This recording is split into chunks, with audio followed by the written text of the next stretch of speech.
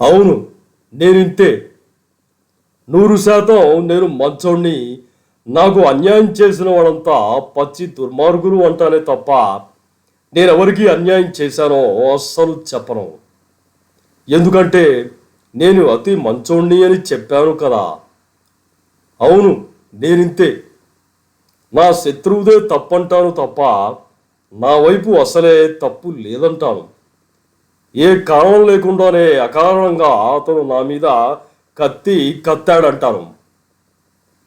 ఎందుకంటే నేను అమాయకుణ్ణి అని చెప్పాను కదా. అవును, నేనింతే. లోకంలో అంతా నన్నే మోసం చేస్తారు తప్ప నేను ఒకరిని మోసం చేద్దామనే ఆలోచనే కలలోకి రానినంతటి నిజాయితీ పరులు అంటాను.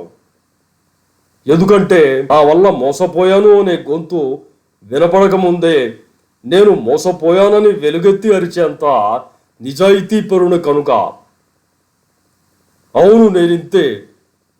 నేను ఒకరికి చేసిన సహాయం గురించి పదే పదే చెప్తాను తప్ప మరొకరి నుండి నేను పొందిన సహాయాన్నే గుర్తించను.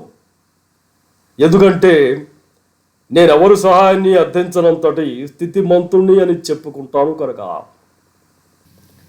నాకు తెలిసి నేననే కాదు, మనలోని చాలామంది మానసిక స్థితి ఇంతే. మనం మాత్రమే మంచోళం, మనంత మంచోళ్ళు ఎవరూ లేరని మనల్ని మనమే ప్రొజెక్ట్ చేసుకోవడానికి చూస్తామే తప్ప ఇతరులో మంచిని నిజాయితీగా గుర్తించాం. ఎదుటి వాళ్ళలో మనకన్నా మంచి లక్షణాలు ఉంటే పైకి నవ్వుతూ మెచ్చుకుంటామే తప్ప లోలోన వారి పట్ల అసూయతో రగిలిపోతాం. మనం చేసిన మంచిని మైకక్కర్లేకుండా మనకి మనమే ప్రచారం చేసుకుంటాం తప్ప మన వల్ల ఒకరికి జరిగిన అన్యాయాన్ని చెప్పడానికి మాత్రం మనం పెదవి విప్పం. నాదనే కాదు, బహుశా మనలో చాలామంది నైజం ఇదేనేమో. ఇలాంటి మనస్తత్వాలు ఉన్న మనం కేవలం మనుషులమే అయినప్పుడు మనం ఏదో మహాత్ములు అన్నట్లు మనం మనలాంటి వాళ్ళని ఉద్ధరించడానికి పుట్టేశామన్నంత బిల్డప్లు మనకున్న ఈ చిన్ని జీవితంలో అవసరమంటారా? ఒక్క క్షణం మనం ఎందుకు ఆలోచించకూడదు?